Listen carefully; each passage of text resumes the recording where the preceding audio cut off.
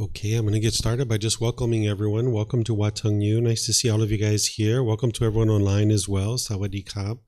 Today, I'm going to be sharing with you guys over the next few hours an introduction to the teachings of the Buddha, where you can learn the introduction and just kind of understanding the teachings of the Buddha from afar and kind of looking at them. And then we're also going to be moving into his very first teaching and helping you guys to understand what's called the Four Noble Truths. The Four Noble Truths is where you can understand the problem in the mind, the cause of the problem, the elimination of it, and the path forward. But we start each one of our classes with meditation, so I'll teach you guys that first, but ultimately we're going to get into his very first teaching where you can have a real breakthrough to understanding what's causing your anger and sadness and frustration and all these other discontent feelings and how to actually solve them and how to actually eliminate them. So meditation is an important part of your practice. There's other things you would need to do in order to train your mind to get to this enlightened mental state that the Buddha teaches. But let me just kind of help you guys to experience it first before we actually start talking about his teachings. So what I'm going to do is guide you in a breathing mindfulness meditation session. This is the primary form of meditation that the Buddha taught. If you would like to join along in the session, what I'm going to be doing is I'm going to be doing some chanting to ease us into the meditation. If you guys would like to join along in the chanting, you're welcome to. Over there on the cabinet, there's laminated sheets that has the chants that I'm actually going to be chanting. It has the Pali language, it has the English language as well. If you decide to chant, it's important to understand that this isn't a rite, a ritual, or a ceremony or worship. It's not prayer or anything like that. There's nothing mystical or magical that's happening with these chants. During the lifetime of the Buddha, they used chanting as a way to commit the teachings to memory.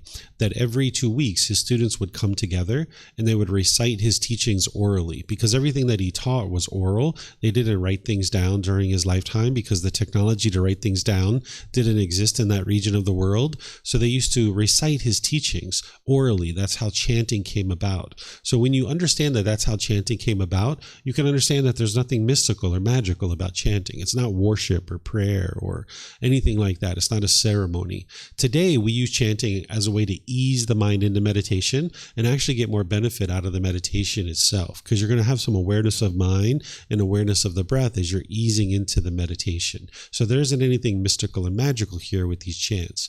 If you read the English translations, you're going to see a lot of admiration and respect and gratitude for the Buddha. And because of that, I think that his students probably created these chants either during his life or after his death, because the Buddha wouldn't walk around and say, here, chant this to me out of respect to me. That would be very egotistical to do that. And the Buddha wouldn't actually do that. But if you learn from a teacher of how to move from the anger and sadness and frustration and all these other discontent feelings to the peace and the joy that is the enlightened mental state, and this is a permanent mental state, that you will never again experience any anger or sadness ever again, and this teacher just helped you out of the kindness of their heart, you'd probably have a lot of appreciation and respect for that person too. So that's why I think that his students probably created these chants either during his life or after his death. And we don't need to chant in order to remember the teachings anymore, because we have books and audiobooks and things like this. So if you'd like to chant along, you're more than welcome to. I'm going to be easing us into meditation with that. Then after that, I'm going to come in with some guidance. You'll hear me kind of guiding you and instructing you in meditation as we're actually meditating together. Then there's going to be a period of time where it's just quiet and we're just all meditating. So you might hear an occasional car, you might hear a bird chirping or a dog barking or something like this, but this is all impermanent. The mind is going to crave permanence and want things to be permanent.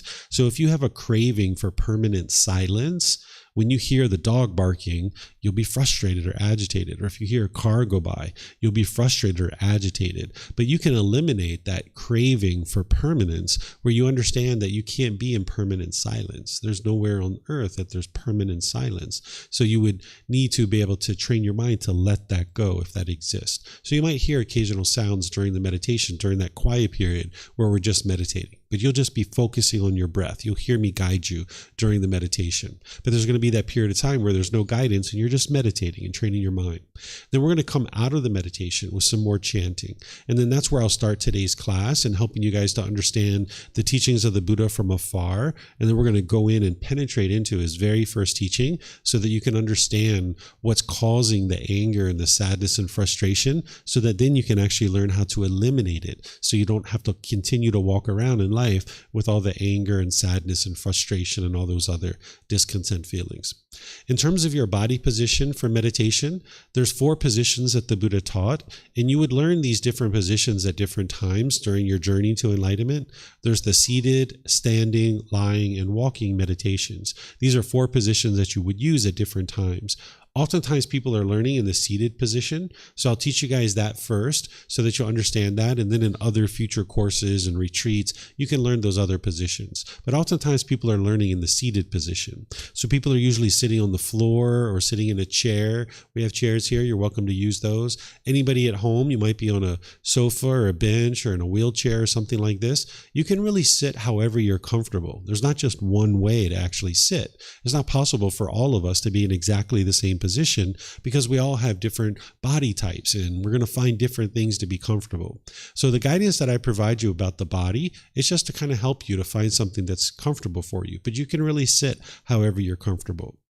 So if you're on the floor, you might be sitting with some cushions under your rear. This will kind of soften your seat and make it more comfortable for you. And then if you're sitting cross-legged, you'd like to just bring your legs together lightly. Whereas if they're real tight, this can impede the circulation and make it challenging for you to meditate because you'll experience pain in the lower body. So you're not interested in that. So if you just have your legs lightly crossed, that's usually best. Some people like to put their legs off the mat. This gets the hips up in the air and it lessens the angle at the hips, the knees, and the ankles. And again, allows the circulation to flow. The Buddha put his right hand over his left with his thumbs together, and he put this into his lap. If this is comfortable for you, you could use it, but not everybody's going to find that to be comfortable. And remember, it's not about everyone doing it exactly the same way. So some people like to put their palms on their thighs or on their knees. Some people put their palms up. Some people rest their hands comfortably in their lap. So you find whatever's comfortable for you with your hands and arms. And for anybody who's in a chair, on a bench, or a sofa, or anything like this, it's the same thing. You can sit however you're comfortable. Some people like to put their feet flat on the floor or lightly cross at the ankles, but you can see I'm sitting in a chair with my legs crossed, so you could sit this way as well. And then the same thing, your hands and arms can go wherever you like. It's helpful if the upper body is erect with the sternum up and the shoulders back. This will help keep the mind attentive and alert during the meditation because you would like to train the mind in this dedicated, active, purposeful training session. You're going to be eliminating certain unwholesome qualities from your mind, and you're going to be cultivating certain wholesome qualities in your mind. So you need your mind to be attentive and alert during this time frame. So that's why having the sternum up and the shoulders back will help keep the mind attentive and alert during the meditation. It also makes it easy for you to breathe in through the nose and out through the nose. So I'm going to start us off with the chanting, which you guys are welcome to join in on, and then I'll come back in with the guidance and take it from there.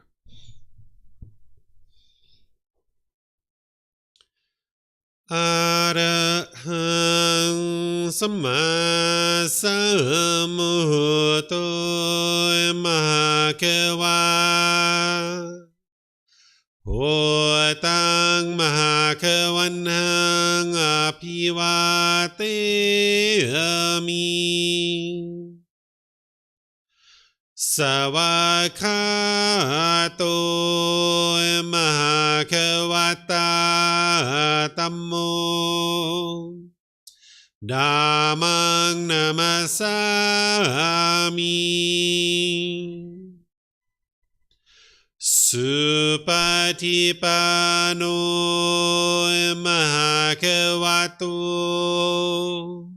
Sāvaka Saṅkho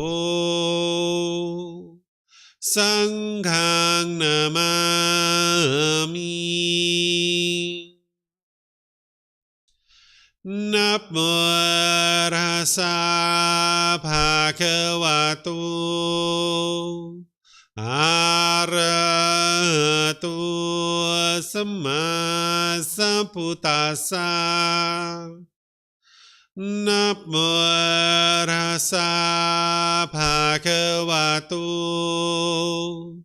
Arahato Samma Sambuddhassa Namo Tassa Bhagavato Arahato Samma Sambuddhassa อิติปิโสมะคะวะอะระหังสัมมาสัมพุทโธ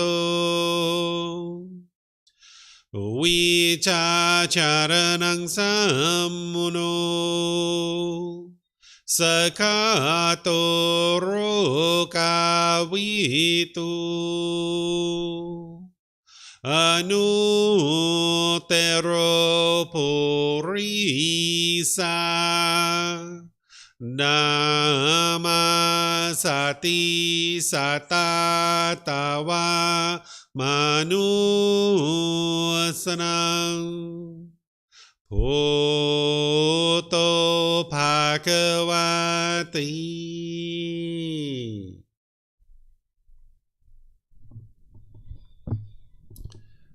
Okay, with the lower body and hands and arms comfortable,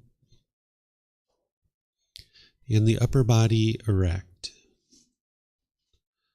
just close the eyes and start breathing in through the nose and out through the nose. Here you're just looking to establish the breath, a nice, natural, steady, consistent breath. Not forced or controlled, just a gradual inhale through the nose, experiencing the full breath. And then whenever you're ready, exhale out through the nose. Breathing in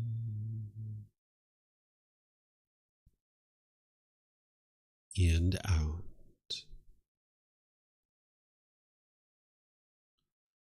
Breathing in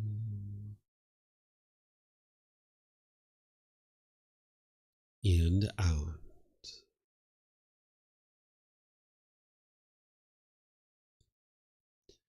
Your breath may not match up with the guidance that I'm providing, and that's okay. This is your practice. I'm just here for guidance. You can use this voice as a reminder that whenever you get to the next inhale, breathing gradually through the nose, developing a nice, natural, steady, consistent breath.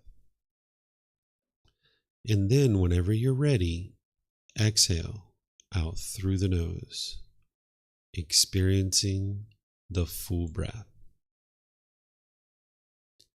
Breathing in and out. Breathing in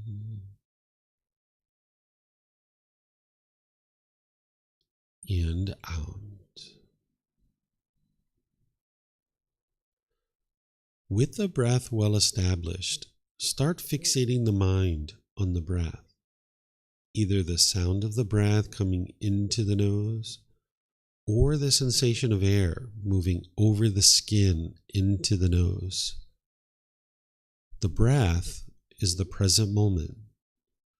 Fixate the mind on the breath, the present moment. Breathing in and out.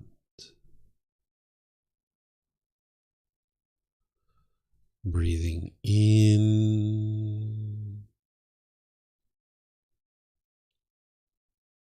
and out.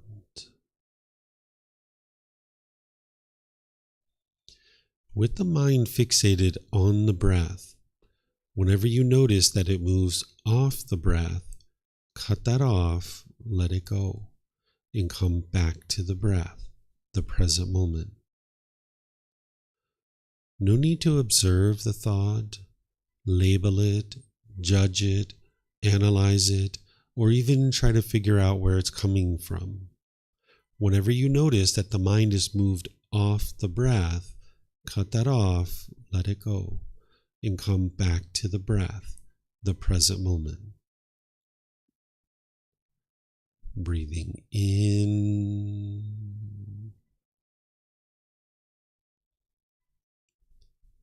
and out. Breathing in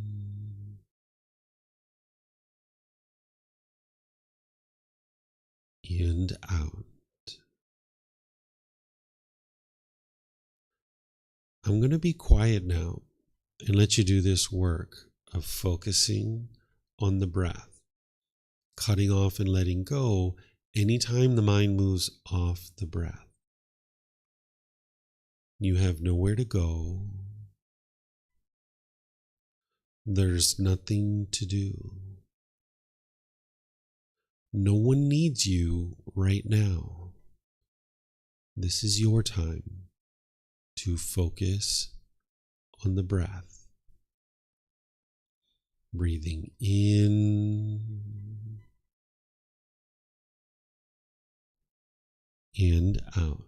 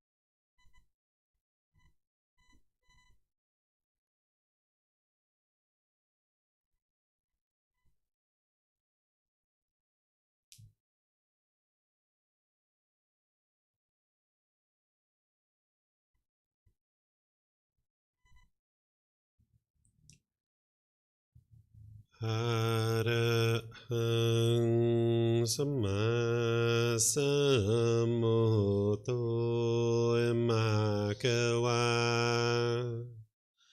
Wat Tung Bhagavanhang Abhivateyami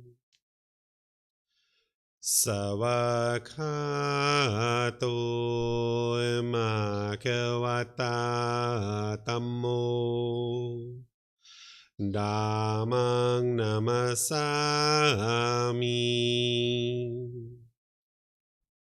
Supatipano Bhagavato Sāvaka Saṅkho Saṅghang Namami Namo Tassa Bhagavato Arahato Samma Sambuddhassa Namo Tassa Bhagavato Arahato Samma Sambuddhassa Namo Tassa Bhagavato Arahato Samma Sambuddhassa Iti Piso Bhagava Arahang Samma Sambuddho Vicacaranang Sammuno Sakato Rokavito Anutero Purisa Dhamma Sati Satatava Manusanang Bhutto Bhagavati.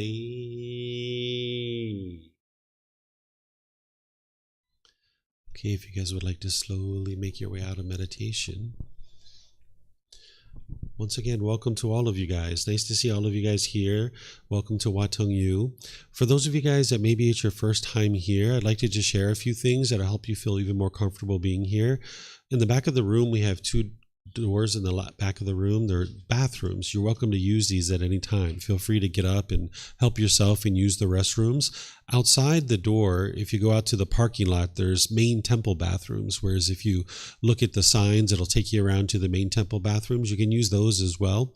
We even have snacks and refreshments and different things over here that our students provide that you're more than welcome to help yourself to anything over there on the table. So feel free to dig in at any point and help yourself to any of the snacks that are there.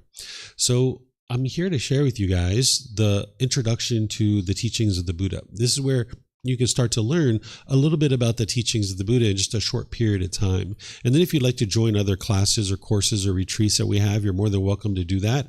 All the things that we offer for you is available at no cost, whether it's books or audiobooks or videos, podcasts, personal guidance, all the classes, courses, retreats. It's all available to you at no cost. So the class that I'm teaching you guys, it's actually starting from this book. This is the very first book of our book series. It's called Developing a Life Practice, The Path That Leads to Enlightenment. You can actually get this from our website for free. You can download it, or you can take it and go print it if you like. You can get printed versions here by just reimbursing us for the printing cost, or you can order it on Amazon. If your country has access to Amazon, you can order it from there. So I'll be teaching you a few of the things that are in this book, but because it's just a short time frame, I'm obviously not going to be teaching you all of this in just 3 hours.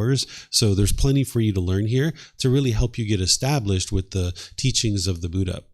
The first thing I'd like to share with you guys to help you guys get started is just to understand what an actual Buddha is. Before we even start exploring his teachings, let's be sure you at least understand what an actual Buddha is. There's three main criteria of what makes a Buddha, and then there's other things as well. What a Buddha is someone who has gotten to enlightenment by themselves without the help of any teachers or any guides. Then they're going to dedicate the rest of their life to sharing those independently discovered teachings with countless people during their lifetime. And countless people will get to enlightenment during that person's lifetime. Then they will preserve their teachings in such a way that countless more people will get to enlightenment after their death. So these are the three main criteria of what make a Buddha, is they get to enlightenment by themselves without the help of any teachers or any guides. They dedicate the rest of their life to sharing their independently discovered teachings, and countless people will get to enlightenment during that person's lifetime. Then they will preserve their teachings in such a way that countless more people will get to enlightenment after their death. Essentially, what enlightenment is it's a mental state that you can attain in this life where your mind is peaceful, calm, serene, and content with joy. It no longer experiences any discontent feelings. By the time you've trained your mind to get to enlightenment, your mind isn't experiencing any anger, sadness, frustration, irritation, annoyance, guilt, shame, fear, stress, anxiety, loneliness, boredom, shyness, resentment, jealousy. All these discontent feelings and others are completely eliminated from the mind. You might actually think that other people are causing these feelings within your own mind, but by the time we get to the end of our course today, I'm going to teach you in a way that you can independently verify how your own mind is actually causing these feelings. And because your mind is causing the anger and the sadness and the frustration and all these other discontent feelings, you can actually eliminate it. You don't need to go out into the world and teach other people to do things your way. You can actually train your mind to get to the peace and joy, which is a permanent mental state that you'll experience for the rest of your life. By the time you get to enlightenment, your mind will be focused. It'll be concentrated. You'll have clarity and deep memory. You'll notice that your personal, professional relationships will really be blossoming. There might be certain relationships right now that you're struggling in, maybe with your parents or your siblings or a life partner, or maybe with your children or people like this. You might be having some bitterness and hostility and harshness in those relationships. And this is just because the mind is untrained. If you learn the teachings of the Buddha, you can get to a point where all your relationships are harmonious and you won't be experiencing those struggles and difficulties any longer. By the time you get to enlightenment, you won't even be in a bad mood, that all the causes and conditions that are producing that have been uprooted from the mind. So what the Buddha did is he discovered what's causing these things, and he discovered the tools and techniques of how to eliminate them. And then he actually did that for his own mind so that his mind was peaceful and joyful. And then he shared with other people how to accomplish that. So his teachings is helping you to be able to learn and grow and develop on the path to be able to train your mind to get to the same mental state. And everything that he taught is based in cultivation of wisdom. As you guys are going to hear me talk about, there's no belief in the teachings of the Buddha. You're not believing a bunch of things and hoping something good happens when you die. You're actually learning, examining, and investigating teachings now. You're reflecting on those teachings now to independently verify whether they're true or they're false. And then you're practicing his teachings now, integrating them into your life and training your mind. And because you're doing this work now, you experience the results now in this life. Because you'll know situations where you were once angry and frustrated and agitated and annoyed. You'll know in those same situations, your mind isn't doing that anymore. You can see that you're very peaceful in that situation. So you're going to need this gradual training, gradual practice, and gradual progress. One of the biggest myths about the life story of the Buddha is people think he sat under a tree, he meditated, and instantly got to enlightenment. This isn't actually true. It was gradual training, gradual practice, and gradual progress. You can see this in his actual teachings that he talks about it. And you can see in your life that everything you've ever done has been gradual training, gradual practice, and gradual progress. Whether it's learning to read and write and speak a certain language, whether it's a certain job or occupation, it's gradual training, gradual practice, and gradual progress. So these are the three main criteria of what make a Buddha, but there's other criteria too. A Buddha is going to have a deep, profound memory. They're going to be able to remember countless things about their life. Not only this life, but their previous lives as well. This is what allows them to be able to actually get to enlightenment by themselves without the help of any teachers or any guides. That for you, you have kind of like a limited capacity in your mind. You have like a certain size of a hard drive, like 500 gigabytes or 1 terabyte. And when you reach to capacity, you have to delete your old files in order to store new files because you only have a certain amount of capacity. This is why if you think back to your childhood, you just have spotty memories. You don't have deep recall about all the details of the things that were going on in your childhood because you have a limited capacity. You've had to delete those files in order to store new files. Where a person who's going to become a Buddha, that's not the case. They actually have an unlimited capacity. They can remember countless details about their current life in their past lives as well. And they accumulate all that wisdom that comes together in their last life to be able to now train their mind to get to enlightenment and actually experience this mental state. So an individual who's a Buddha is going to have a deep, profound memory. They can also quickly determine the condition of your mind by spending time with you, that they can observe the qualities of your mind, and then where you're having struggles and difficulties and challenges, they would be able to offer you teachings that'll be able to help you. Now, a Buddha doesn't just push their way into your life and try to tell you what you should or shouldn't be doing, but this is how a Buddha can help countless people get to enlightenment during his lifetime, because he would be able to observe the condition of his student's mind, and those students are actively learning with him, and he'd be able to help the individuals to be able to learn and grow and develop to be able to train their mind. And then lastly, an individual who's a Buddha, they're a living, breathing, walking example of their teachings. Whatever they teach, that's what they practice as well. So they're not teaching one thing and then doing something different. They're actually a living, breathing, walking example of their teachings because they have enough wisdom to understand that their students are learning just as much through their spoken words as they are through their actions. So a Buddha is going to function in the world in the same way that he's teaching. So you're going to see this succinctness between the way that a Buddha teaches and what they actually are practicing. So this is what a Buddha is. And we refer to this individual as a fully, perfectly enlightened one, where you can get to enlightenment and you'll be plenty pleased with getting to enlightenment, but you won't be fully, perfectly enlightened at that point.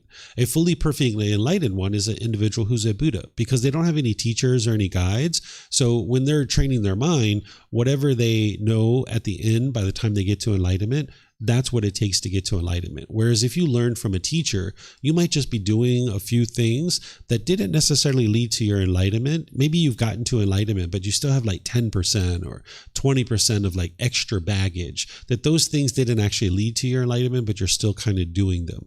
Where an individual who's a Buddha, they wouldn't have that. Anything that didn't lead to their enlightenment, they would have discarded that. So the meditations that they teach, the teachings that they teach, the techniques that they teach, this is what led to their enlightenment. So they're fully, perfectly enlightened. They're not holding on to any kind of baggage or extra things. So this is what a Buddha is. Do you guys have any questions on what a Buddha is? For those of you guys online, you can put your questions into Facebook, YouTube, or Zoom, or you can raise your hand in Zoom and ask any questions that you like.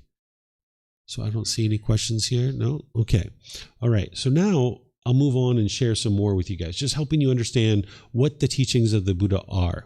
What they are is it's a path to attaining enlightenment in this life where you're purifying your mind. Essentially, the Buddha discovered certain pollutions that are in the mind. And when you understand what those pollutions are and you apply the tools and techniques to uproot them and eliminate them out of the mind, this is where you'll experience the peace and the joy and all these other qualities. This is a mental state that is attained during this life. It can also be attained at death too, but the ideal would be to attain it during your life, because then for the rest of your life, you'll be able to experience the peace and the joy of this mental state. You'll no longer experience any of those feelings that I mentioned, the sadness, the anger, the frustration, and all those others. You'll have this high degree of focus, concentration, memory, and clarity of mind. You'll notice that you have deep wisdom about the world and these natural laws, because when your mind's angry and frustrated and sad, this is you struggling. You're living in a world that you don't understand. You're having certain difficulties and struggles in the world. And when you awaken to enlightenment, meaning cultivate wisdom and train your mind, you won't have those same difficulties and struggles any longer because of this deep wisdom. You'll have politeness, kindness, friendliness, and respect, where you can be that way towards all beings, where you can be loving and kind and warm and gentle.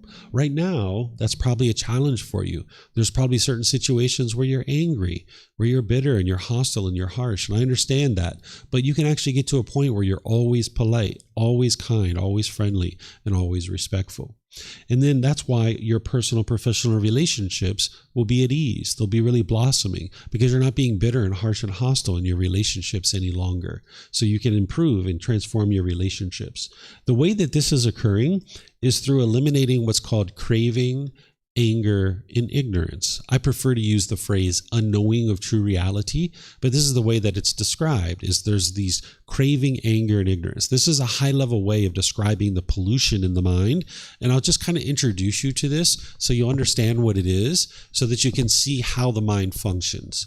So when there's craving in the mind, what a craving is this is the mind longing, yearning, wanting things to be a certain way. The mind is chasing after the objects of its affection. It's like thinking the next new shiny object waiting around the corner is going to provide lasting satisfaction.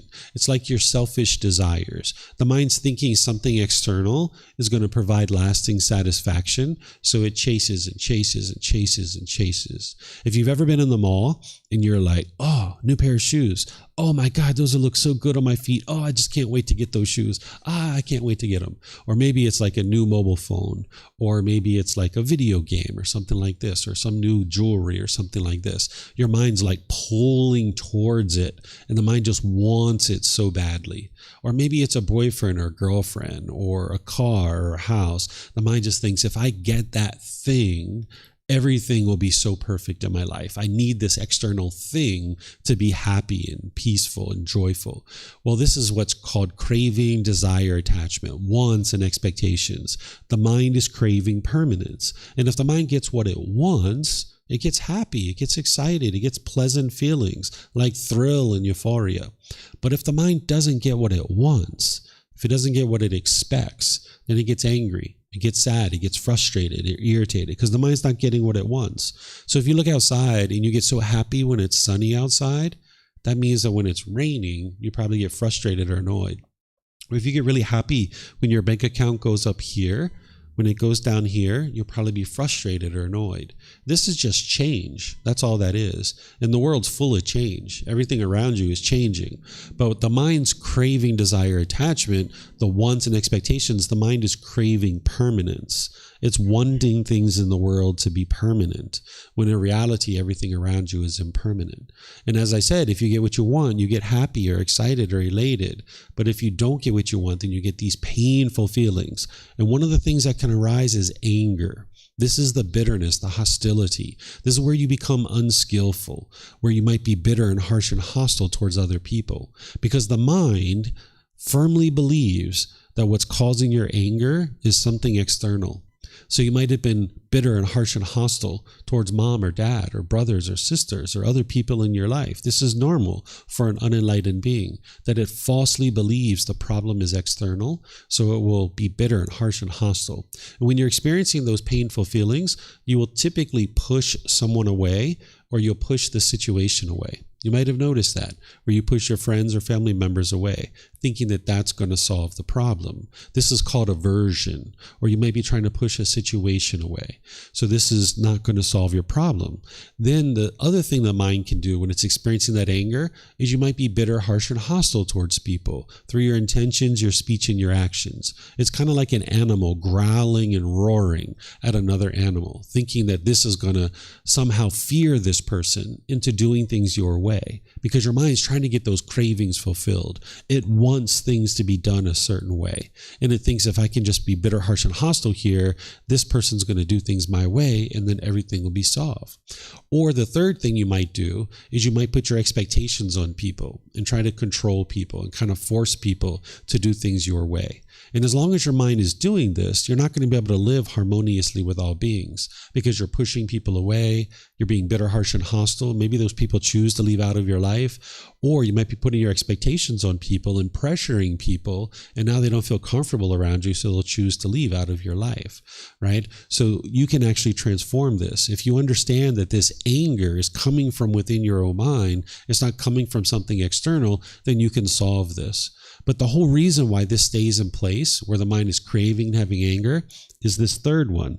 Some people refer to it as ignorance. I use the phrase unknowing of true reality, because ignorance is like a derogatory word. I would never call anybody ignorant or stupid or something like that. What the Buddha is talking about here, and people are translating his words into English, what he's really talking about is the mind is having misunderstanding. The mind is confused. The mind is lacking wisdom. It has this unknowing of true reality where it just doesn't understand what it doesn't understand. The mind doesn't realize that it's not the outside world that's causing your internal struggles, that the mind firmly believes in the unenlightened state, that it's something external that is causing the problem. And that's from the lack of wisdom. But when you cultivate wisdom on this path and you're able to see the truth for yourself, that the problem is internal, then you can actually fix it. But as long as you go around the world blaming other people for the things that you're experiencing, you'll never actually fix any of the challenges and struggles that you're facing, because it's not the outside world that's causing the internal struggles. So what you're doing is you're working to eliminate this craving, anger, and ignorance. And while we call it craving, anger, and ignorance, it's really because of the ignorance that the craving and anger continues to exist. If it wasn't for that lack of wisdom, the craving and anger would have already been eliminated.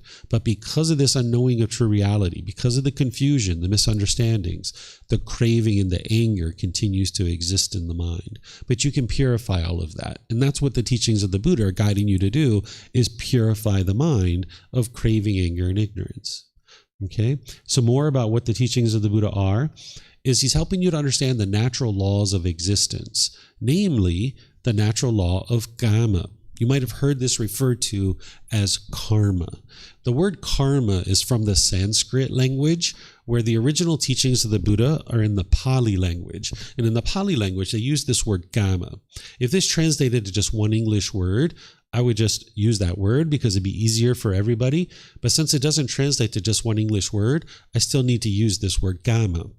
What it means is cause and effect, or action and result. It's the results of your decisions. It's nothing mystical or magical. It's nothing to believe in. It's not punishments and rewards. It's nothing like that. It's not even about who's to blame or who's at fault. What the Buddha is teaching you is that there's this cause and effect, or this action and result, that whenever you make a decision, there's going to be a result, right? And if you make decisions wise, it'll produce wholesome results, or wholesome karma. And if you make decisions unwisely, it will produce unwholesome results, or unwholesome karma. So what he's helping you to be able to do is cultivate this wisdom of these natural laws, so that now you can navigate the world more peacefully. And one of the things he's helping you to navigate the world with and gain wisdom about is how your mind actually functions.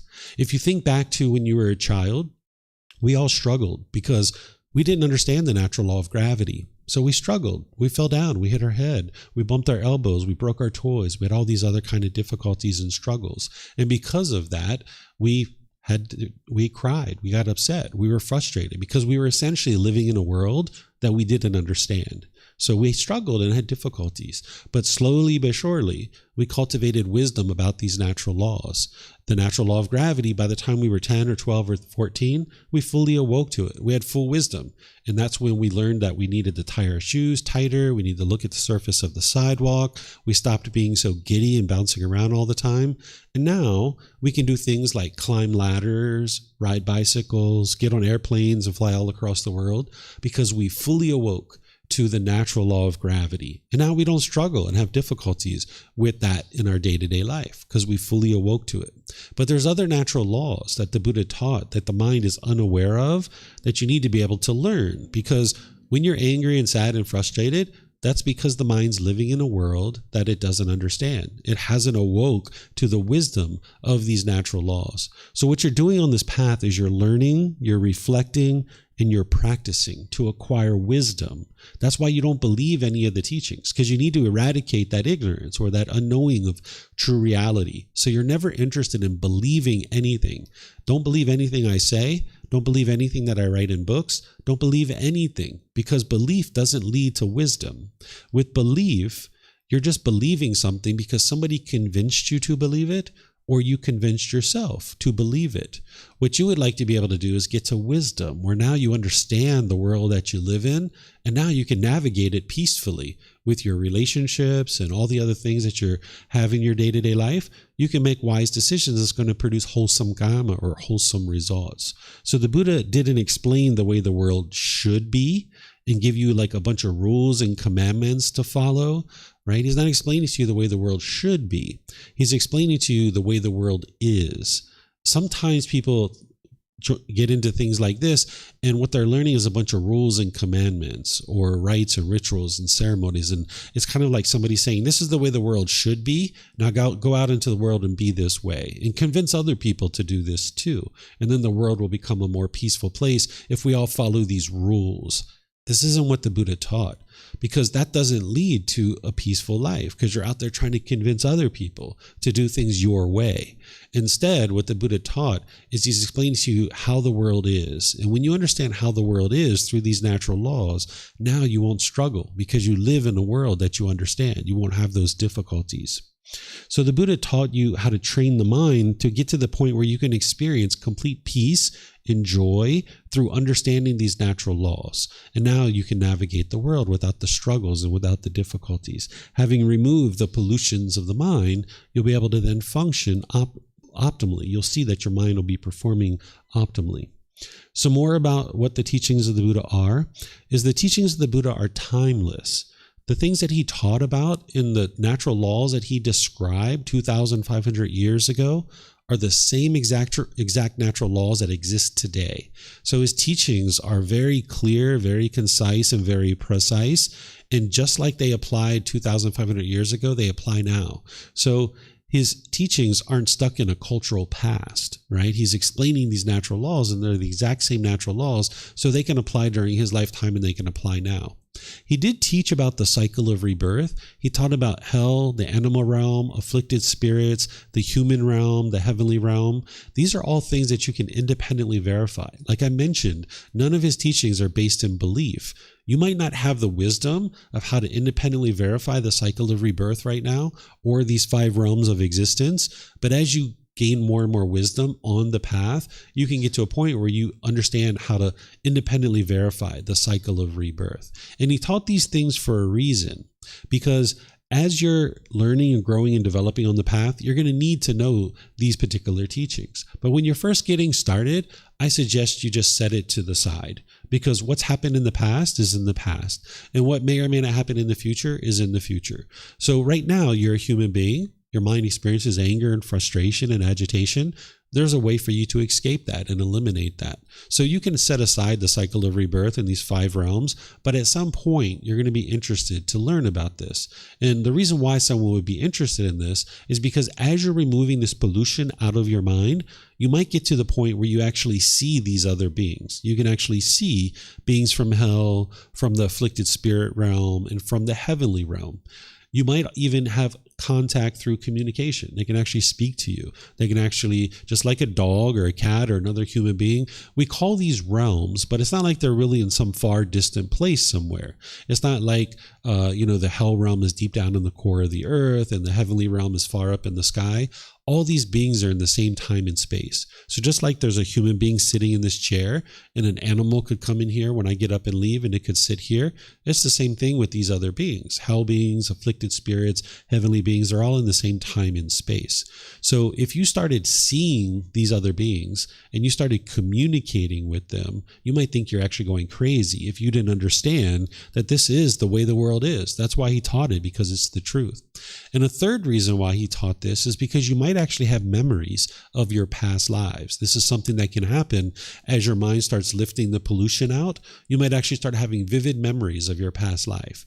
And if you start having these vivid memories of, say, like getting murdered, and these keep being recurring memories that keep coming up in your mind over and over, and you didn't understand it was from a past life, it could potentially really disturb the mind. So the Buddha taught this for a reason, because it's the truth, and it will help you gain some more stability in your current life if you start having these experiences from eliminating your pollution out of your mind. Because right now you might be believing that you only have one life.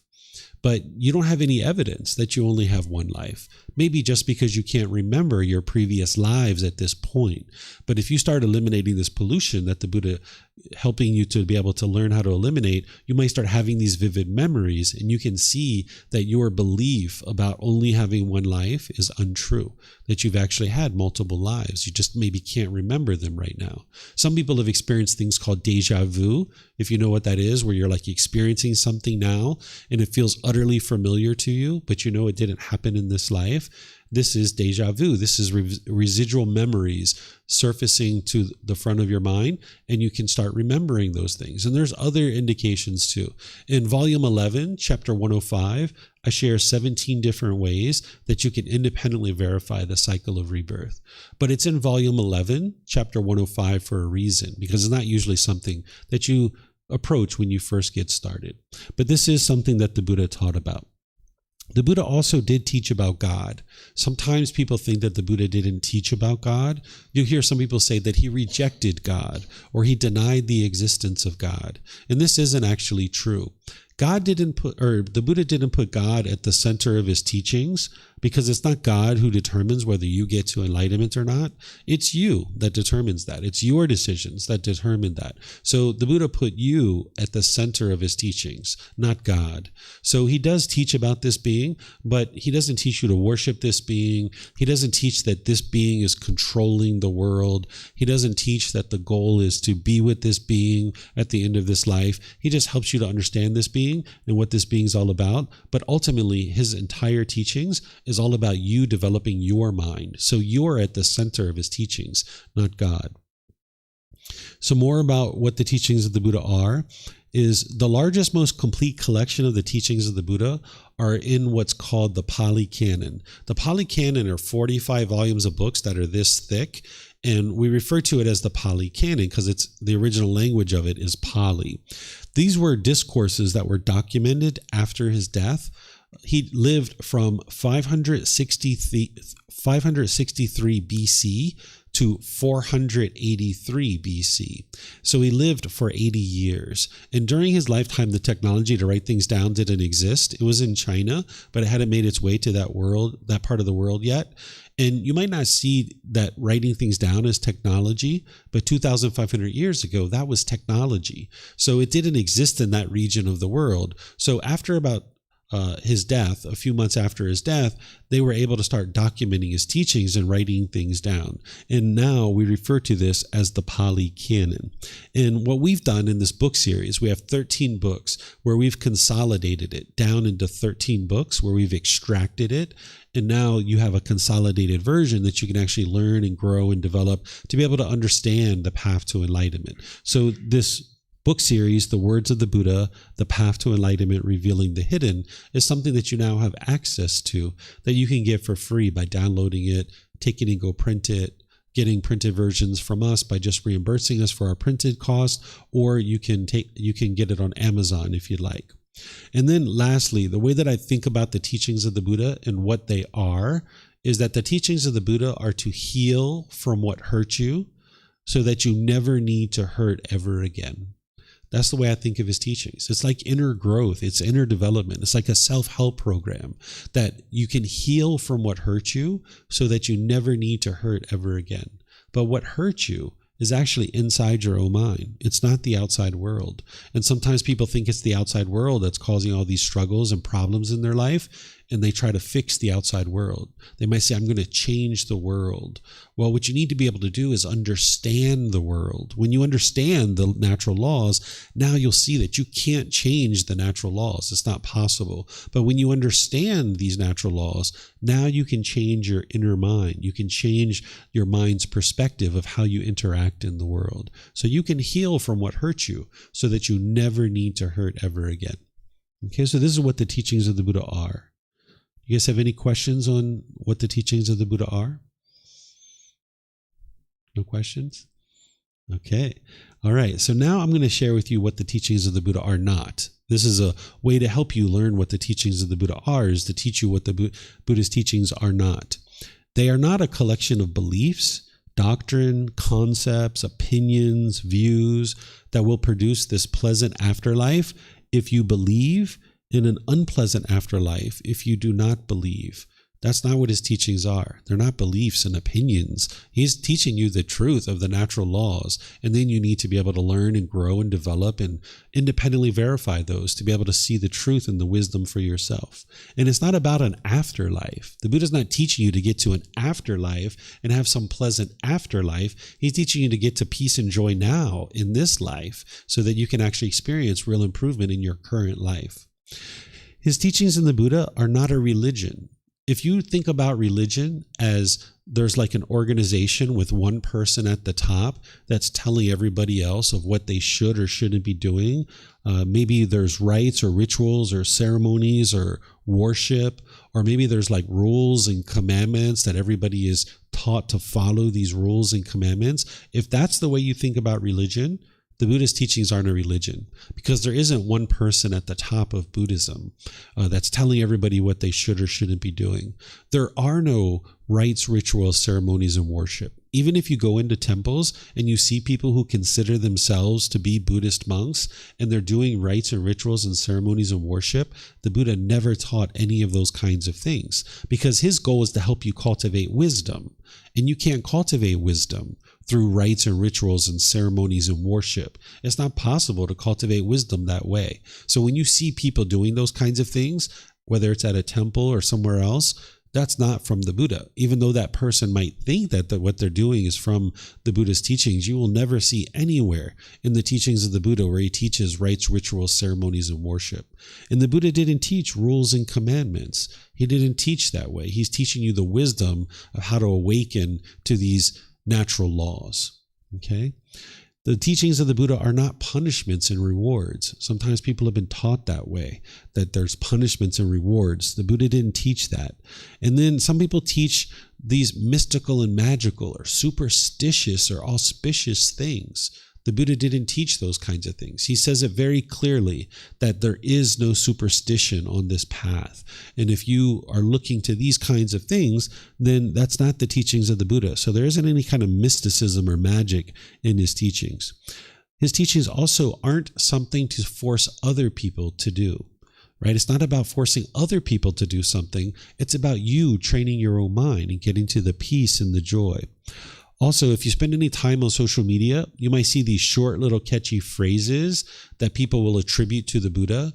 They might be like, blah, blah, blah, blah, blah, the Buddha, right? And people are doing this in order to take their words or somebody else's words and try to give it more credibility by putting the Buddha at the end. You'll see that 99.9% of those aren't actually the words of the Buddha at all, but other people came up with that stuff and then they put the name the Buddha on that. So the Buddha doesn't have these short, catchy phrases. That's why his teachings are in 45 volumes of books, right? Because it's really deep teachings.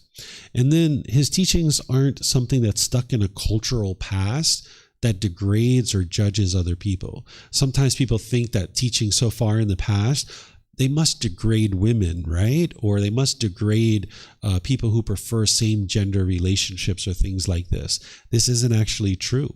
The Buddha will never, anywhere in his teachings, degrade anybody. He doesn't talk negatively about men or women or people who prefer same-gender relationships, because all these things were happening during his lifetime too, right? Transgender individuals. He doesn't degrade or denigrate anybody. He's respectful and polite, and he's teaching you of how to do that same thing. So his teachings aren't stuck in a cultural past that is judging and degrading other people.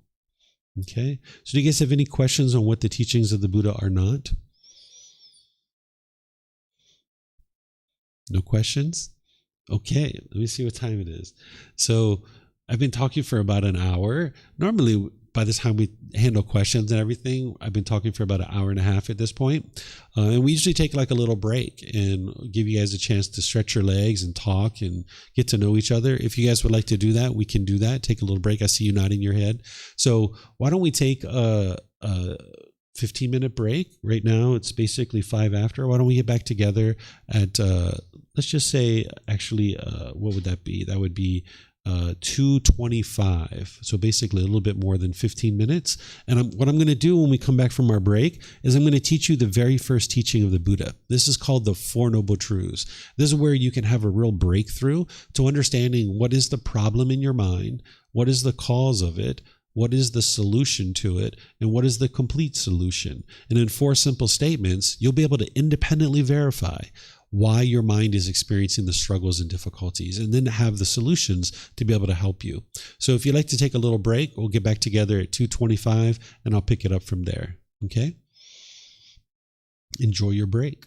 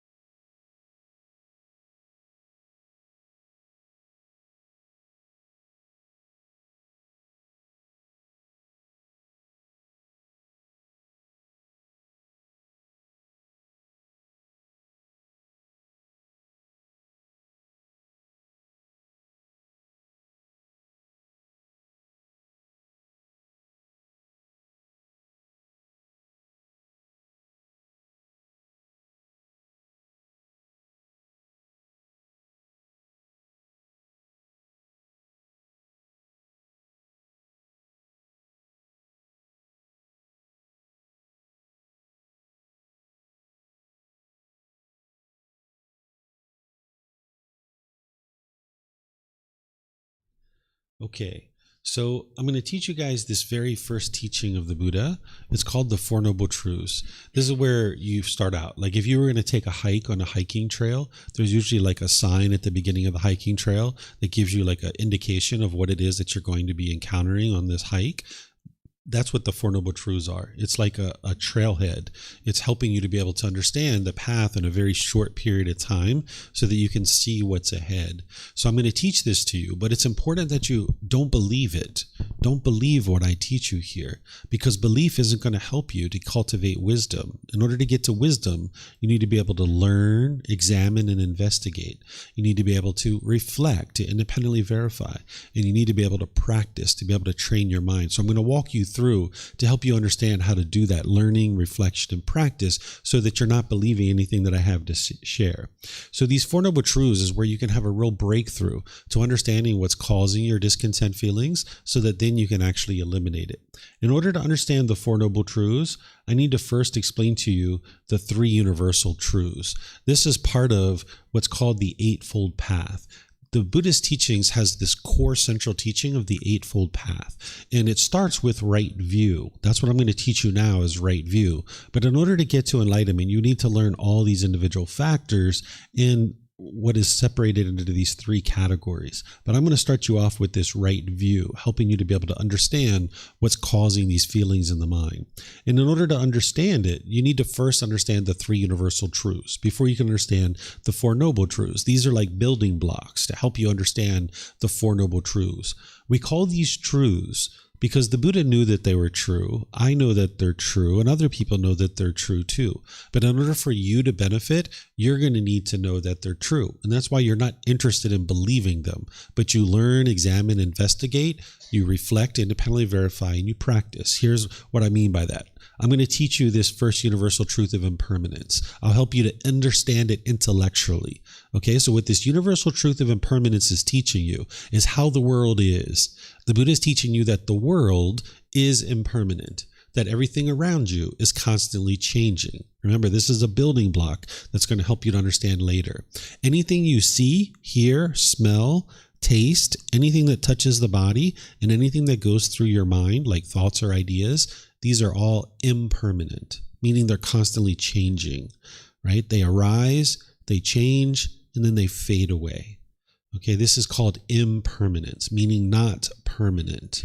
Okay, things are constantly changing. So this is the universal truth of impermanence, that things are constantly changing around you. These are called conditioned objects, that conditioned objects will arise, change, and fade away. There are things called unconditioned objects. Unconditioned objects, they don't arise, they don't change, and they don't fade away. So the natural laws are unconditioned objects. They don't arise, they don't change, and they don't fade away. The enlightened mental state, it's an unconditioned object. It doesn't change. It doesn't arise, it doesn't change, and it doesn't fade away. It is permanent, but that's because it's an unconditioned object. It's not something that you see, hear, smell, taste, that touches the body, or any thoughts or ideas that go through the mind. It's a mental state that is permanent once you attain it. Okay, so the universal truth of impermanence is sharing with you that everything in the world around you is constantly changing. Now, you don't believe this, right? Because that's the intellectual learning. You don't believe it. Now you start moving it into reflection to try to independently verify whether it's true or it's false. And what I suggest you do is you think about things that you're familiar with. You look around the world and you try to find something that is permanent. Because if you can find something that is permanent in the world around you, then you've disproven this and it's not a universal truth, right? So start with something that you're familiar with. Ask yourself, is this body permanent or impermanent? If it's permanent, that means it stayed the same your entire life. If it's impermanent, then that means it's constantly changing. So what would you say? Is your body permanent or impermanent? It's impermanent, right? Ever since the egg and the sperm came together inside of our mom's womb, it's been constantly changing. You get moles, you get pimples, your hair grows, you cut it, you get gray hair, you lose your hair, all these things. You get wrinkles, your skin complexion changes. All this is change with the physical body. What about your relationships? Are your relationships permanent, meaning you have all the same people in your life your entire life? Or are your relationships impermanent, meaning you have people coming and going in and out of your life? Would you say your relationships are permanent or impermanent? They're impermanent, right? What about your bank account? Is your bank account permanent or impermanent? You say impermanent, right? What do you guys say? Is it permanent or impermanent? It's impermanent, right? It's going up and down and up and down. Some people's goes up, up, up. Some people's goes down, down, down. Your bank account's constantly changing. What about the weather? Is the weather permanent or impermanent?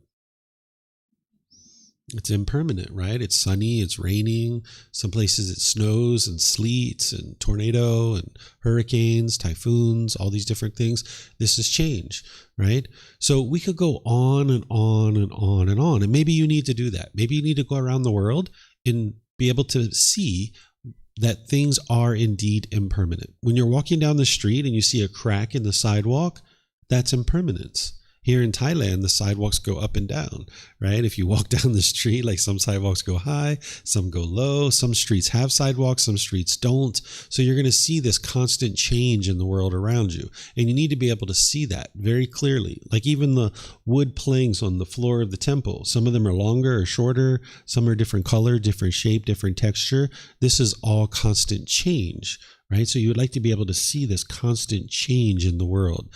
Like we started with a certain number of students in the class. Now we have a different number. Someone had to leave, right? So there's this constant change in the world around us, right? So this is the universal truth of impermanence. And you need to be able to see it as being true.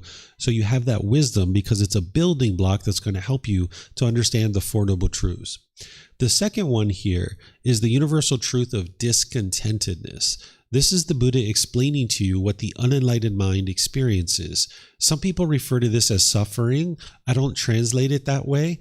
I use the word discontent, discontented, or discontentedness. And I'll explain to you why after I teach this to you. I'll circle back and help you to understand. But let me first help you to understand what this universal truth is. The universal truth of discontentedness is explaining conditioned feelings, that each unenlightened being is going to have conditioned feelings, meaning you're basing your inner feeling on some condition, and that the mind experiences three feelings: pleasant feelings, painful feelings, and neither painful nor pleasant. What pleasant feelings are things like happiness, excitement, elation, thrill, exhilaration, euphoria. Those are very pleasant for you to experience. Then there's painful feelings like anger, sadness, frustration, irritation, annoyance, guilt, shame, fear, stress, anxiety. These are very painful for the mind to experience. Then there's neither painful nor pleasant. I put boredom and loneliness here, but some people say that's very painful for them. So you could put that in the painful category if you like. But shyness is a good example of this. Or say you're on public transportation and somebody comes and sits really close to you and your body's touching their body. You might say, it's not painful, it's not pleasant, it's neither painful nor pleasant. Like you're uncomfortable, the mind's dissatisfied in that situation. So that's the neither painful nor pleasant. So what this universal truth is explaining to you is that every unenlightened mind is going to experience pleasant feelings, painful feelings, and neither painful nor pleasant. And these are conditioned feelings, basing your inner feeling on some condition. So if as an unenlightened being, you see it's sunny outside, you get so happy and excited, when you go to the shower and you come out and it's raining and it's pouring down raining, you might be frustrated, you might be sad. Because when you came out and you saw the sun, you were like, yay, it's sunny. I'm going to go hiking today. I'm going to call my friends. There's this trail that I've been wanting to go hiking on. Oh, I can't wait. This is going to be so great. Right? And you get so excited. And now that happiness and excitement is based on the condition of the sun, and I'm going hiking. And now when you go take a shower and you come out and it's raining, there's been a change here. Because of impermanence, it's now raining. And the mind gets frustrated or sad or angry or some other discontent feeling, which the Four Noble Truths is going to explain to you why. Okay? So because the mind based its inner feeling of happiness on the sun, and the sun is not permanent, that means your happiness is not permanent either, right? But an enlightened being, when they wake up, they were already happy before they saw it was sunny outside. And they're like, sweet, I'm going to go hiking. I'm going to call my friends. We're going to go on this trail. Let me go take a shower. And then you come out and it's raining. It's like, it's raining. So I guess I can't go hiking. So maybe we'll go to the mall. Maybe I'll stay home and read a book. Maybe I'll invite my friends over. I'll cook them some dinner and feed them some dinner, some food. You can do any number of things, but you can maintain your joy because you weren't happy because of the sun. You were having unconditional happiness. By the time you get to enlightenment, you're beyond these conditional feelings, that your mind is just always happy. You have the mental state of permanent happiness, but it's not based on something. As soon as you base your happiness on something, that happiness is temporary, because when that thing changes, you're not going to be happy anymore. This is called discontentedness. Essentially, the mind is shaken up. It's uncalm, it's unstable, it's unsteady, right? So this is what every unenlightened mind is experiencing. So you can independently verify this because you know that your mind is unenlightened, and you can think about all the different feelings you've had at different times in your life, and you can ask yourself, does this explain it? Do you experience pleasant feelings, painful feelings, and neither painful nor pleasant? And if you have difficulties and you need help with that, just let me know. I'll explain it to you and help you to be able to understand where you might be missing something here. So we're going to get to questions, and when we do, you're welcome to ask any and all questions about this that you like. Now, some people refer to this as suffering. I don't use the word suffering. If you've read the teachings of the Buddha other places, you might see that word, because in my opinion, the word suffering describes the painful feelings really well. That when you're angry or sad or feeling stress or anxiety, you'd probably say you're suffering in that situation, right? But if you get so excited, like say your mom calls you up and says, hey, I heard you got a new apartment, a new flat, a new condo. I'd like to come visit you this Friday. I'm going to come see you. And you get so excited, like, yay, mom's coming. This is going to be fun. You wouldn't say you were suffering in that situation, right? Or say that person you don't know came and sat next to you and your body was touching their body on the bus. You probably wouldn't say you were suffering there. You're uncomfortable. Your mind's discontent, or you're experiencing discontentedness, but you're not suffering when you experience that, right? So if we use the word suffering, it explains the painful feelings really well, but it doesn't explain the pleasant ones in the neither painful nor pleasant, right? So I don't use that word suffering because it doesn't accurately represent the full spectrum of emotions that the unenlightened mind experiences, right? So if you would like to use this word discontent, discontented, or discontentedness, it's going to bring your mind to fully understand what the Buddha was teaching. Because otherwise, you're only understanding 33% if you use the word suffering. And if you're missing 66% of a teacher's teachings, how could you ever get to the ultimate goal of what he's sharing with you, right? So that's why I use this word discontentedness. Then there's this universal truth of non-self. I'll explain to you guys what this is. This is actually a solution to one of the problems that the Buddha discovered in the mind. There's these 10 individual problems. Even though I explained to you guys the 3 poisons or the 3 unwholesome roots, the 3 fires of craving, anger, and ignorance, we talked about that earlier. That goes down a level deeper into what's called the 10 fetters. These are the 10 pollutions of mind, the detailed level of what the Buddha is describing that is the problem in the mind. And one of the first ones, or the first one, is called personal existence view. We call them the 10 fetters because these 10 pollutions are actually what's keeping your mind trapped in the unenlightened state. And during the lifetime of the Buddha, if you were a criminal, they would attach a fetter to your ankle. And what a fetter is a shackle and a chain and a ball.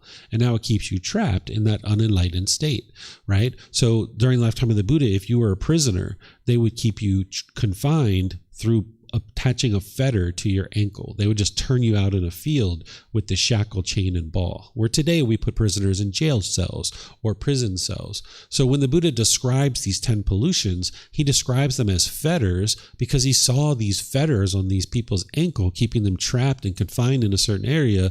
And he said that these 10 fetters are keeping your mind trapped in this unenlightened state. So the first fetter is called personal existence view. This is a pollution of the mind. This is where the mind is confused. It has misunderstanding.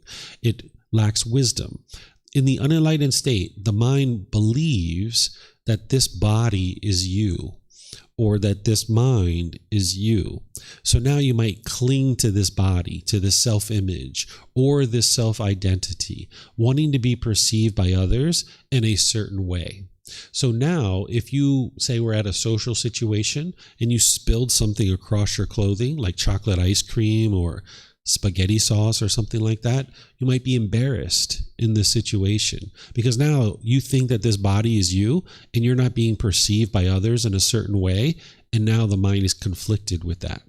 Or say maybe you're in the mirror, you're looking at every little hair and you want your hair to be exactly right. This is what I used to do when I was a teenager. I had the mousse and the gel, and I'd be working on my hair. I had to get every little hair in exactly the right spot before I went outside. And sometimes I would miss the bus. I was doing this for so long, right? Or maybe you get a wrinkle or a mole or a gray hair, or you start losing your hair, or you start getting a little bit extra fat here or there. You might be shaken up by this. Or you might put on clothes, you look in the mirror, and then you put on different clothes and you look in the mirror, right? You can't go outside until you're comfortable because the mind perceives this body as being who you are. And you're clinging to this self-identity, wanting other people to perceive you in a certain way. You might stand in front of your closet and you think, who am I going to see today? And how do I want to look? I want to wear that special shirt because I know those people are going to be there and I want to look good for them, right? So these are the kinds of things that the mind does when it has personal existence view.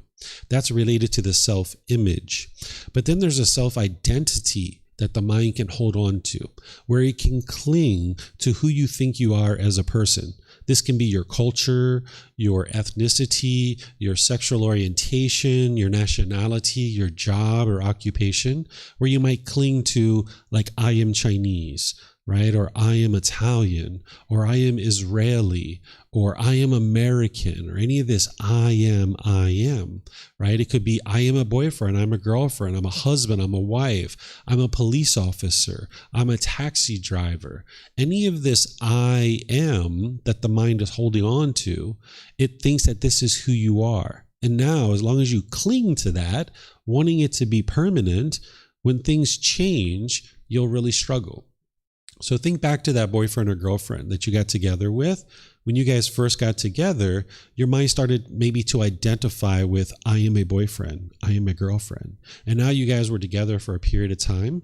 And then when you guys broke up, you were single. And the mind didn't like that. And you might have felt like the way to solve it is to hurry up and get right back into another relationship. Right, where the mind was uncomfortable with this, I am single, because you identified with, I am a boyfriend, I am a girlfriend. Or maybe there was a job or occupation that you did, like I am a police officer. And now if I do that for 10, 15 years and I get injured or I get fired or I retire, I can't do this job anymore.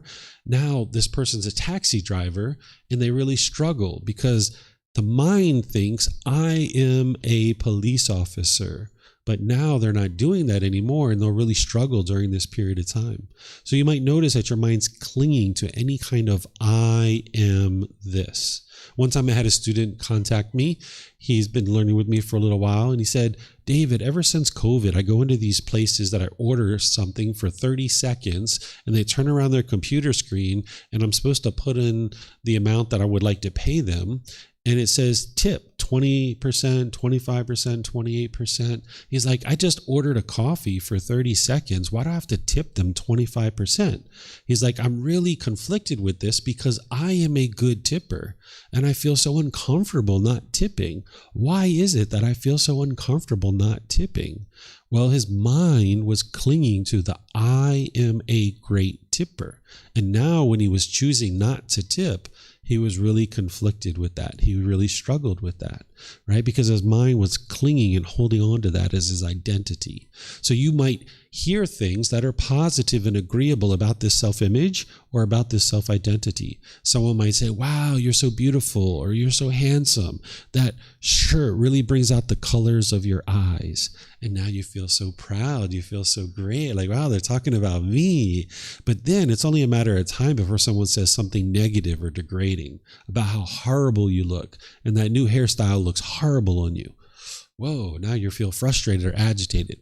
Or say you're at a restaurant And two tables over, they say all Chinese people are loving and kind and warm and gentle, or all Americans are loving and kind and warm and gentle. And you identify that way, you're going to feel great. But now two tables over there, someone's saying something negative and degrading and disparaging. And now if you hold on to that as your identity, and they're talking bad about Chinese people or the country that you come from, and you identify with that as who you are, you're going to really struggle, because you're going to think they're talking about me because I am Chinese, I am American. Now they're talking about me. Well, what the Buddha is teaching you with the universal truth of non-self is there is no self. That isn't you. This body was born on a land that we refer to as America, but the mind doesn't have to identify with I am American, because that's just a piece of land. It's just a piece of earth. It's just a piece of dirt. Why does the mind have to adopt this identity of I am American? Because that country didn't even exist 250 years ago. It didn't even exist, right? So it's a new thing, right? So the mind's going to adopt this identity until you train it to understand that there is no self, right? People come to Thailand sometimes because they're in search of themselves. They're looking for their true self. Maybe some of you guys came here for that reason. Someone might come to Thailand and say, I'm looking for my true self. I don't even know who I am anymore. I'm so confused. I need to find myself. Well, you're not going to find yourself in Thailand because it doesn't exist. That's what the Buddha is teaching you, is that there is no self. You might find a new job, you might find new hobbies, you might find new activities, you might find new friends, but none of that stuff is you. As soon as you cling to it and you hold on and you think this is you, then when it changes, you're struggling again, right? Because the mind doesn't like that change. So the Buddha is teaching you that there is no self, okay? There is a body, there is a mind, and it's come together for this existence. And we refer to that as a human being, but none of this is you. Okay, so now I'll show you how to independently verify this. Think about yourself when you were a child, teenager, early adulthood, and now. Think about how you viewed yourself, your personality, your character, and all these kinds of things. Has it been exactly the same through all these 4 phases of your life, or has it been constantly changing? It's changing, right? All right, here's another way. If your arm was cut off and you only had one hand and one arm, are you less of a person? Are you less of a person? No? Okay, so there you can see on an intellectual level, you understand that this body is not you. Because if this body was you, you would have answered that question differently. You would have said, yes, I'm less of a person. Intellectually, you understand that this body isn't you, but your mind still has this confusion, this misunderstanding. Because if someone says something agreeable or disagreeable about this body, you'll get angry. You'll get frustrated. That's the confusion that the mind has. That's the pollution, the personal existence view. But this universal truth of non-self is helping you to see it otherwise, to be able to see that this body is not you. Here's a third way. Point to yourself. Where are you? Can you point? Okay, he's pointing there. You guys are pointing there. That's a common place. Yeah, people will point there. Yeah, some people point there too. Yep. Okay, you got to look at what you're actually pointing to. If you're pointing here, what you're pointing to is a shirt. Okay, so if I took off this shirt and I held it up, is that who you are? Is it that shirt that you're wearing? Is that you? That's not you, right? Okay, so let's throw that away. Where are you? Someone might point. Okay, well, what are you pointing to? Skin, right? So if we took off the skin and we held that up and we pointed to it, is that who you are? That skin that you've got? Is that you? That's not you? Okay, so let's get rid of the skin. Where are you? Someone might point again. You've got ribs, you've got muscle tissue, you've got organs and fluids. None of those bits and pieces are you, right? But your mind keeps trying to grab onto something and consider this to be you, right? So as long as your mind keeps doing that, you're going to get frustrated and angry and irritated and annoyed, because sometimes you're going to hear things that you agree with, and sometimes you're going to hear things you disagree with. And the Buddha needs to help you to understand that there is no self, that this body isn't you, this mind isn't you, there is no self. Okay, so this is the three universal truths as building blocks to help you understand what I'm about to teach you. But do you guys have any questions on this before we go on? No questions? You guys will be the no question class? Okay. All right. So I'm going to move on then. Okay. So now one more building block, and then we'll learn the Four Noble Truths. This is called craving, desire, attachment. This is the mind wanting and expecting. This is the yearning, the mind chasing after the objects of its affection, thinking that the next new shiny object waiting around the corner is going to provide lasting satisfaction. So the mind pulls in the direction of the objects of its affection, thinking that this external thing is going to provide lasting satisfaction. So if you've ever been in the mall, like I mentioned before, and you're like, oh, new pair of shoes. Yes, yes, yes. I can't wait to get those on my feet. Or, new phone, new video game, new jewelry, new something. New boyfriend. Let me chase that for a while. New money, more money. Let me get more money, right? Oh, any of these kinds of things, that's the mind longing, yearning. It's not the object. We're not talking about like whether you should have shoes or not. We're not talking about whether you should have jewelry or not. That's not what we're talking about. We're talking about this aspect of the mind where it's longing, yearning, and chasing after things, seeking satisfaction externally. Do you guys know what I'm talking about? Have you experienced this? Yeah? Some of you guys shaking your heads? Yeah. This is the mind longing, yearning, okay? So this is another building block. It's called craving, desire, attachment, or wants or expectations. Holding, grasping, clinging. Okay, so now the Four Noble Truths. In 4 simple statements, I'm going to explain to you the problem, the cause of it, the elimination of it, and the path forward. And this is where you need to independently verify to see the truth for yourself. This first Noble Truth is explaining the problem. Okay, the problem is that everyone that is unenlightened will experience discontentedness. This is your discontent mind. The anger, the sadness, the frustration, the irritation, the annoyance, all those conditioned feelings where the mind is experiencing those pleasant feelings of happiness, excitement, elation. But that's only temporary. Now the mind goes to sadness or anger, or frustration, right? So the mind's going up and down and up and down and up and down. This is the problem that each human being is experiencing, is the discontent feelings, the conditioned feelings. Then there's the second noble truth. The second noble truth is explaining the cause of this problem. Discontentedness is caused by our own cravings, desires, attachments, because the mind wants everything to be permanent when everything in the world is impermanent. Okay, I'll explain that a few times, and I'm going to give you some examples.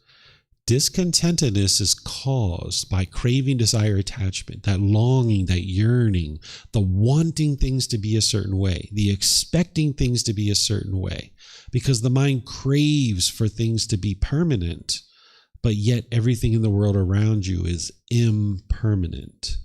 Okay, so let me give you some examples. Think back to that boyfriend or girlfriend that you got together with when you guys first got together. Oh my goodness, everything was so wonderful. You got this new person in your life. They're showing you affection. They're calling you. They're sending you text messages. Oh, it couldn't be more wonderful. They're inviting you out to the movies, to dinner. You're going to the park. You're taking nice walks. Maybe you're having great conversation. Maybe you're having intimate contact like sex and things like this. Oh, so much pleasure happening. But then over time, you had certain expectations of things you wanted from this person, and they couldn't fulfill those permanently. And there were certain things they wanted from you, and you couldn't fulfill those things. And now you got angry and frustrated, and you guys broke up, right? And now when you broke up, you might have felt lonely or bored. You might have felt like you missed this person. You might have felt angry. You might have felt sad, frustrated or irritated. This is because the mind's craving permanence, wanting this relationship to be permanent. It's not the love. It's not the care that's causing that. The love and the care is a genuine interest in seeing all beings be well. that doesn't cause anger and sadness. What's causing the anger and sadness is the mind's wanting this relationship to be permanent. And when you experienced impermanence, the mind didn't understand it. The mind didn't understand the universal truth of impermanence. It was wanting this relationship to be permanent. And now when you guys broke up, the mind didn't like that, right? The mind was holding on. You can look at this in regards to like grandma or grandpa. If you've had people die in your life, or mom or dad, or brothers and sisters, or some friend that's really close to you, right? The mind is craving for this person to be permanent. And now when they die, the mind struggles. It has grief and has sorrow. This is just impermanence. That's all it is that because they were born, they had to die. That's it. It's just impermanence. That's all that's occurred. But the mind craves for this permanence. Even that relationship you were in, if you guys were together for the rest of your life, more likely than not, one of you guys would have died first, right? And now you experience impermanence and you would have struggled. Or if you've ever been to a wedding and maybe you were crying at a wedding, or the people around you were crying at a wedding, right? This is because the mind's craving permanence. You see brother or sister going off into the world with somebody else. That's my brother. That's my sister. How could they be taking them away from me, right? They're mine. They're mine. They're permanent, right? Or mom or dad might be crying when they see their kid going off into the world. This should be a joyful experience. That's the whole benefit of being a parent, is you prepare this child to go off into the world and live this wonderful life. But here's mom and dad crying because this being was supposed to be permanent in their life, and now they're experiencing this impermanence. Or if you could think back to university, when you got dropped off at college or university, or maybe if you could think back to like when you first went to grade school, kids are very upset because they're like 3 years old, 4 years old. They're going off into the world without mom and dad. They cry. Even parents cry, right? Because they're craving and holding on for this being to be permanent. And the mind's thinking that this person is permanent in your life. And when you're confronted with this impermanence, the mind doesn't like it. Or here's another example.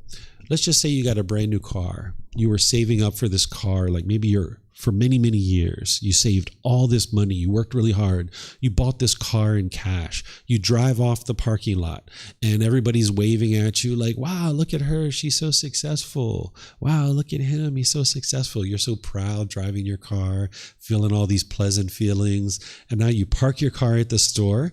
You go inside and you come out and there's a scratch on your car. Oh my goodness. Maybe you're so angry and frustrated. It's not the scratch that's causing it. And it's not the person who scratched your car.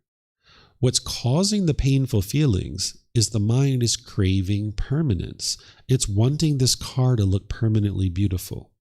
Now, we're not talking about what's wise or unwise here, because when we walk through parking lots, we aspire not to scratch anybody's car. We're not interested in doing that.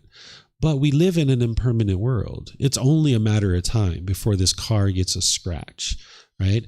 Someone's pushing a shopping cart, the wind blows, boom, you got a scratch on your car, right? The tires are going to need to be changed. The paint's going to fade. The upholstery is going to get ripped and torn. This car is impermanent. It's going to change. But if your mind craves for this car to look permanently beautiful, when you experience all this change, your mind's not going to like it. You're not going to understand the universal truth of impermanence. And with your craving of permanence, when you see that impermanence, your mind's going to get frustrated and angry because the mind's craving for things to be permanent. It's wanting these things to be permanent. Okay, so this is the teaching on the second noble truth. But remember, you're not believing anything I say. Don't believe me. You need to reflect to independently verify it for yourself. So take a recent situation where you've been angry or frustrated or agitated or annoyed. It might have been this morning. It might have been yesterday. It might have been last week. Look at that situation with these fresh eyes. Now, at that time, you might have been looking around for someone to blame for your anger and frustration. But now look at it with fresh eyes. What was it that your mind wanted? There was something you expected. There was something you were longing, yearning for. And if you would have got it, you would have been happy. But because you didn't get it, you were frustrated or agitated or annoyed. Do you see it? Yeah, do you have a question? would you mind getting a microphone here? Because we have people joining us online. All you need to do is press the gray button. The lights will come on, and then you can just hold it up to your chin. And then when you're done, you can turn it back off so we don't get feedback. Okay. I don't know if it's too early for this question. You might explain that later. But I was just thinking, for me, with things, for example, is quite easy not to get angry, especially with cars in Rome. It's like impossible not to have it scratched. And in a certain way with people as well, like a couple of weeks ago, I've lost my grandmother, but she was 97 years old. And even though I grew up with her, I accepted that, she had a fulfilling life, and that's how it's meant to be. And I'm not saying I was happy, but I wasn't feeling, that big sorrow. But then in other circumstances in life, you might not be able to do that. And in certain moments, I tried doing that. Like if I lose my job, like it happened, I kind of put the effort of not accepting that, and that worked. But then I wonder if it happens to something a little bit more powerful to you, like if you lose maybe a parent or a son or a daughter, how you actually do that, because in my mind, it's less justifiable, if you want, in a way. Mm-hmm. Yeah, so the underlying problem is the same, but what you crave and desire, what your mind's holding on to, is going to be unique to you. So it sounds like for you, with grandma, even though you grew up with her, your mind wasn't holding on to her so tight. It sounds like maybe you had a little bit of sadness, but not much, right? But there was still some level of attachment there. Whereas if it was your parent or your child, that's what you're using as examples, it sounds like your mind would experience discontentedness in a much profound way. But you can get to the point where your mind doesn't do that. The only reason why your mind is experiencing the discontent feelings is because it's holding on and craving this permanence. So there's a solution here that I haven't talked about yet, but so far, what I'm making sure you guys understand is what is the cause of these discontent feelings? Because it doesn't make sense to talk about the solution until you understand the cause. So do you understand that it's the mind craving and holding on, and wanting permanence? I understand that. I'm coming from a country where it's almost unpolite to not giving importance to certain things. So if you don't get sad or angry or frustrated in certain circumstances, it's like you don't care about what's happening. So it's very difficult for me to, it's two different things, but both things together, like the importance of whatever is happening, like if I were to lose my mother, for example, and the fact that sometimes when I do not react to things, my own family might think I just don't care about people or things happening. It's what makes it difficult. Right. So there's two things going on there. The first one is that those people are clinging to their perception that sadness means care. And that's their lack of wisdom, that they don't understand that the sadness isn't coming from the care and the love.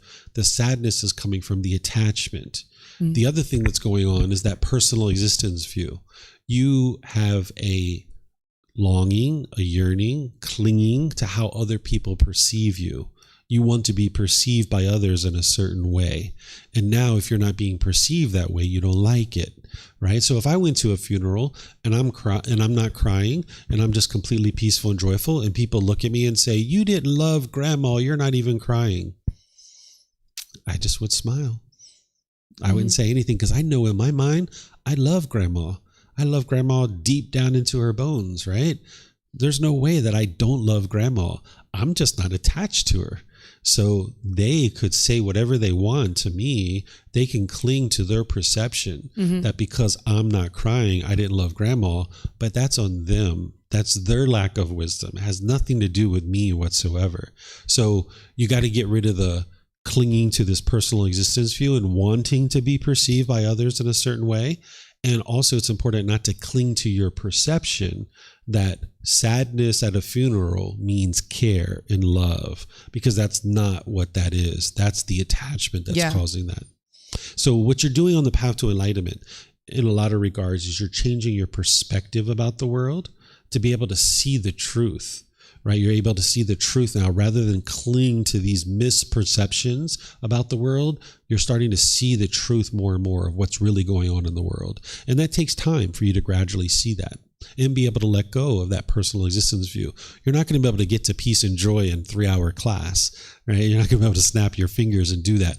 But at least if you understand the problem at this point and the cause of the problem, that's where I'm at with the Four Noble Truths. And I think you see that, right? Yeah, I do. Okay, Thank good. you. Yeah, you're welcome. Okay, more questions?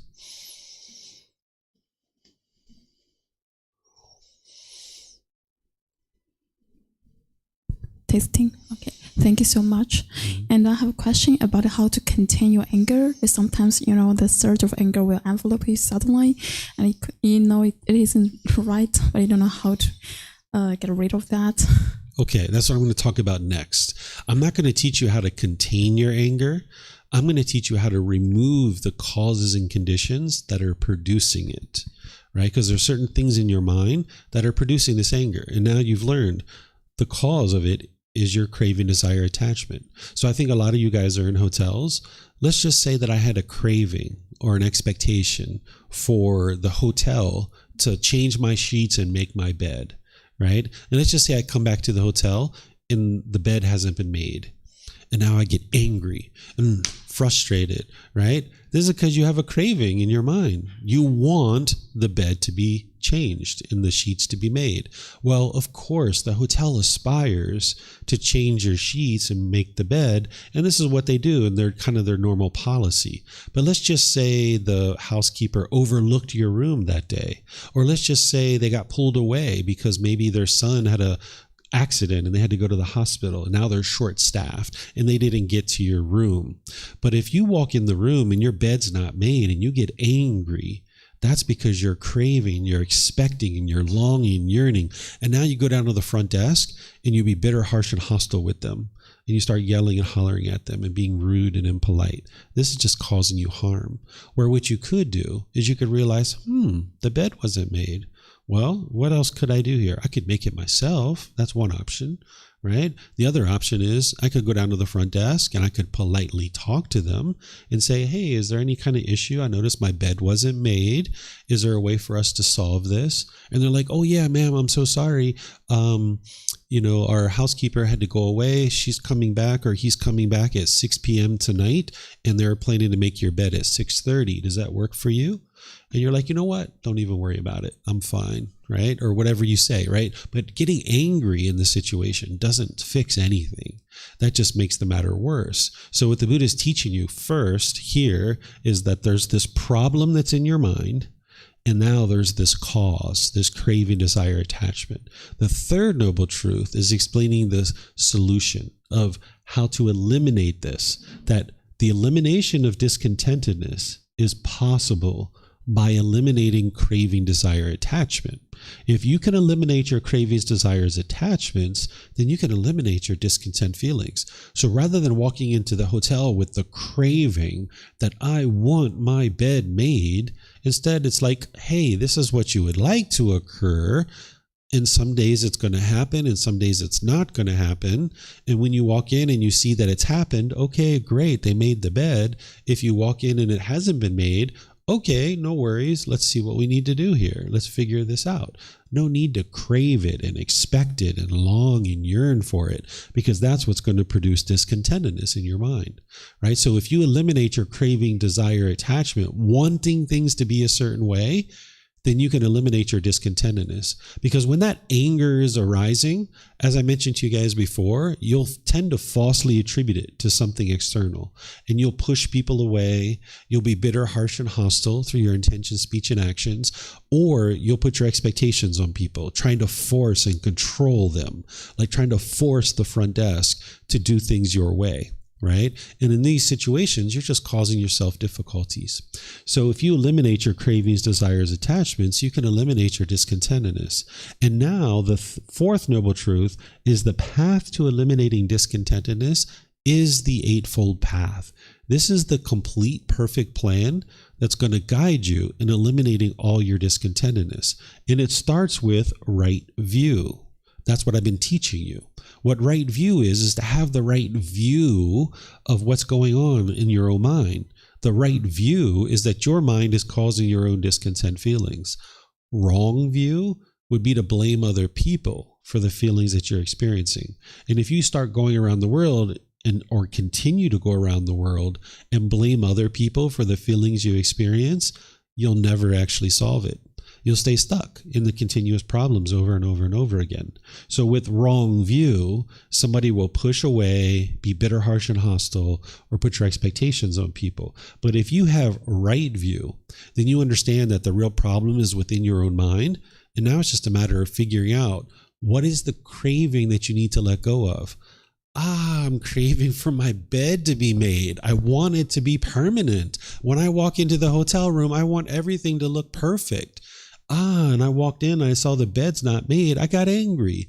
I'm craving for this thing to be permanent. And it's not possible for my bed to always be made. It's just not possible, right? You're going to meet with impermanence. If you travel enough, you're going to walk in someday and your bed's not going to be made at your hotel. It's going to happen, right? And if you crave permanence, you live in an impermanent world.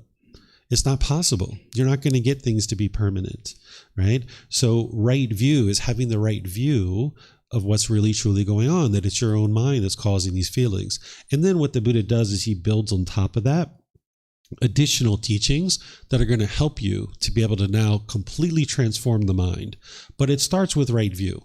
If you didn't understand that it was your own mind that was causing these feelings, why would you do anything else? If it's mom that's causing you to be angry, then mom should be here at the temple, right? If it's brother or sisters that are causing you to be angry, brother and sister should be here. You're perfect. You're already perfect. You can go back to your life. Everything's perfect, right? But you know that's not true, right? You're not perfect. And that's not what you're thinking about. It's not about who's to blame or who's at fault. You're not at fault for these feelings. But this is what the unenlightened mind does when it lacks wisdom, that it just hasn't been trained of how to eliminate these feelings. So you can get to the point where your mind's always peaceful, always joyful, always bright, always uplifted, focused, concentrated, have clarity, deep memory, and all those other qualities that I mentioned. And it starts with right view, understanding that it's your own mind that's causing these feelings.